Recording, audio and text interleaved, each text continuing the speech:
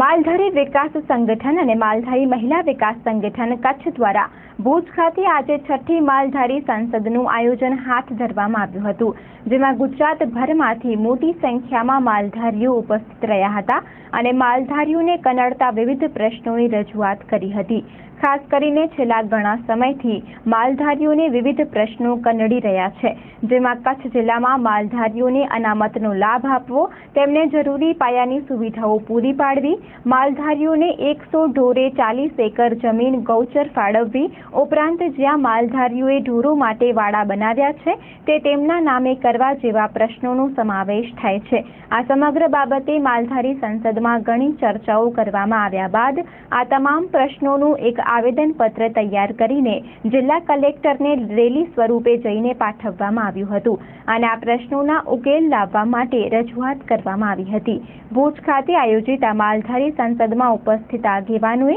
આ કાર્યક્રમ અંગે ચંચળ ન્યૂઝ સાથે વાત કરી હતી। આજે કચ્છમાં જે માલધારી વિકાસ સંગઠન જે છે એની આજે કચ્છમાં છઠ્ઠી માલધારી સંસદ મીટિંગ છે, કારણ કે આનાથી પહેલા 5 વખત ગુજરાતમાં થઈ ગઈ છે અને આજે છઠ્ઠી માલધારી વિકાસ સંગઠનની મીટિંગ અહીંયા કચ્છમાં રાખવામાં આવી છે, જે માલધારીઓ માટેના અલગ અલગ જે પ્રશ્નોની રજૂઆત છે એના માટે ગૌચરના પ્રશ્નો છે, વાડાના પ્રશ્નો છે, દૂધ ડેરીના પ્રશ્નો છે, લોકોને માલધારીના પશુપાલન માટેના પ્રશ્નો છે કે લોકોને લોન નથી મળતી એના માટે છે કે કોઈ પણ લોન લેવી એના માટે સબસિડી નથી મળતી, એવા અલગ અલગ ઘણા બધા પ્રશ્નો છે। માલધારીની જમીનના છે, વાડાના છે, નામે જમીન ન થતી હોય એના પણ છે। જે માલધારી છઠ્ઠી માલધારી સંસદનું આયોજન કરવામાં આવ્યું છે એ અલગ અલગ વિસ્તારના માલધારીઓના જે પ્રશ્નો છે એ પ્રશ્નો સરકાર સામે અમે લોકો મૂકી રહ્યા છે કે જે સરકારને ખબર પડે કે માલધારીઓના પ્રશ્નો છે ને એ પ્રશ્નોનું નિરાકરણ આવે એના માટેની આ સંસદ રાખવામાં આવી છે। અત્યાર સુધી 5 અલગ અલગ વિસ્તારોમાં એમાં બહુચરાજી છે, સાયલા છે, ઉત્તર ગુજરાત છે, એવી જગ્યાએ આ સંસદ રાખી છે।